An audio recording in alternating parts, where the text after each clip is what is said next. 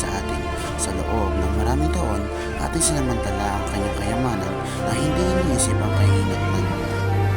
Nakikita rin natin ang mga bunga ng ating kapapayaan, ang pagkasira ng ating kapaligiran. Ang ating mga kagubatan ay unti-unti nawawala, napalitan ng mga gusali at kalsada. Ang ating mga ilog at dagat ay nagiging marumi, puno ng basura at polusyon. Ang ating klima ay nagbabago, nagdudulot ng matinding bagyo, tagtuyot at pagbaha. Hindi na natin dapat ito baliwalain. Kailangan natin kumilos ngayon din. Kailangan natin pangalagaan ang ating kalikasan, hindi lamang para sa ating sarili, kundi para sa ating susunod na henerasyon. Ano ang magagawa natin? Marami. Simulan natin sa ating mga sarili.